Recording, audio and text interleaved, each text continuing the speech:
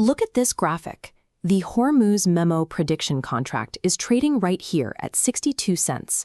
But if you track the public reporting surrounding the US-Iran peace negotiations, the narrative implies the probability of a deal is closer to 75%. This creates a 13-point gap between what the public believes is happening and where capital is actually positioned. Capital is positioned lower because the order book is pricing a timeline collision. A bilateral memorandum of understanding is targeted for signature on May 15th, but before that can close, Washington intends to circulate a coercive UN Chapter 7 sanctions draft on May 8th. That abstract financial gap translates into a physical reality. Look at the scale of this commercial tanker. About 20% of the world's seaborne oil and gas trade has been blocked since late February, all waiting on a single 14-point piece of paper to clear the diplomatic bottleneck. This is systemic paralysis. An entire global choke point is sitting idle in dirt water, bleeding energy costs into the economy, trapped while waiting for a political variable to resolve. It is easy to let the anxiety of these global bottlenecks feed your doom scroll, but there is a choice in how you observe this friction. What you hold in mind, you produce in your life. To understand the collision driving the order book, we need to look at two competing approaches to power. The first is law as variable.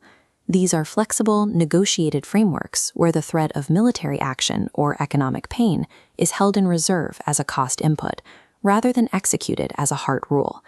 The bilateral MOU track operates as a variable.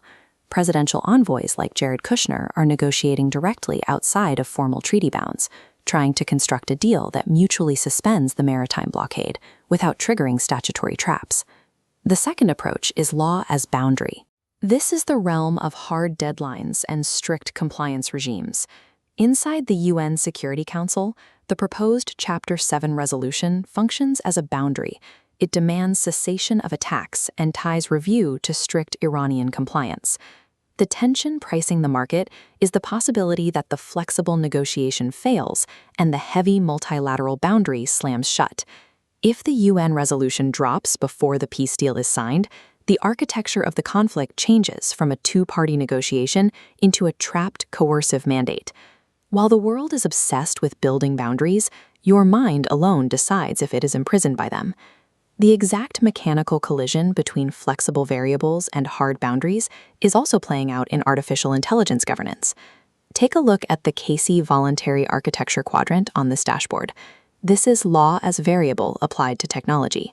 Firms like Google DeepMind, Microsoft, and xAI are actively submitting unreleased frontier models for confidential pre-deployment evaluations. It currently operates as a voluntary technical access channel. Compare that to the European Union's Digital Markets Act. That is law as boundary.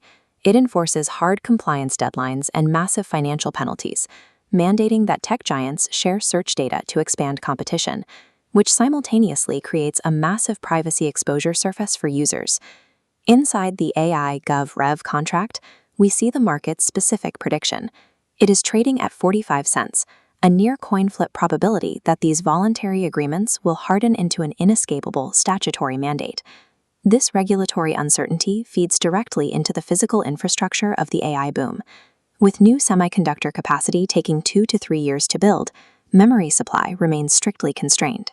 That hardware constraint is what sustains massive capital expenditure valuations across the industry. While corporations and states negotiate the rules of tomorrow, you are actively surrendering the peace of today. Let's stop the briefing for a moment.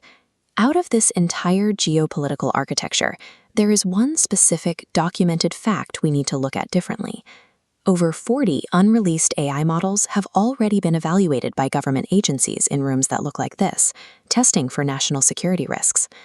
All of this happens completely upstream, without household visibility or consent. We are facing a stark fork in the road.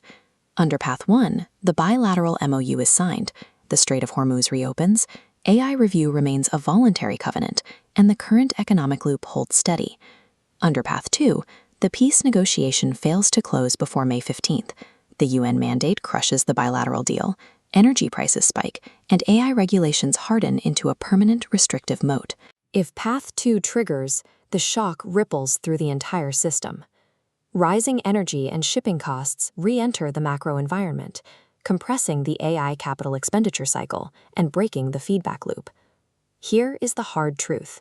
You have absolutely zero external control over which of these paths materializes on May 8th. You cannot sign the treaty. You cannot vote in the Security Council. The anxiety you feel is generated entirely by fighting an outcome you cannot influence. It is time to shut out the external noise.